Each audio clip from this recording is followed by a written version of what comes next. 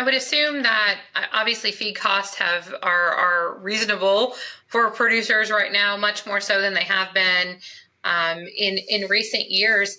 But thinking about expansion or the lack thereof, how much does the cost of borrowing money come into play into that as folks may be considering to try to think about expansion, but knowing where interest rates are and knowing how expensive it is to borrow?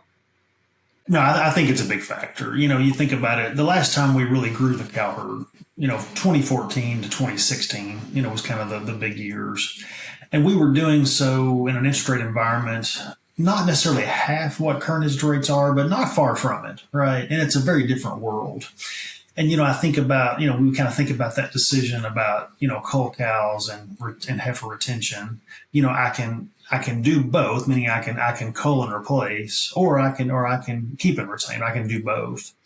And you think about the interest. There's the cost if I'm buying breeding stock, right? There's also, though, by not selling that heifer calf, there's the capital that I don't have access to immediately, right? So maybe that's an operating line that I have to access a little more thoroughly because I don't have the cash from that heifer. And I think absolutely I'm more likely to sell her in a higher interest environment because it doesn't force me to tap into that line of credit that cost me more now than it did 10 years ago.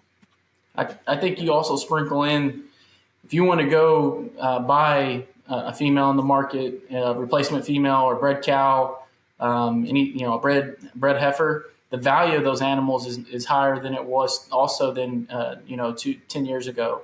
So not only is the cost of a dollar more expensive, but the animals are more expensive. It's probably, as we've been talking about, it's probably a disincentive from a management standpoint to go out and buy those.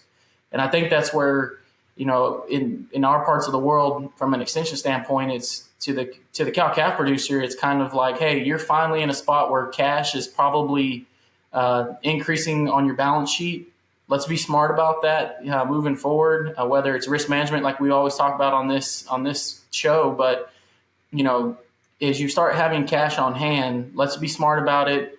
You don't have to go buy the brand new John Deere that you have always wanted. But, I think it opens up an interesting conversation from a farm management standpoint of how to attack not only the rest of this year, but next year.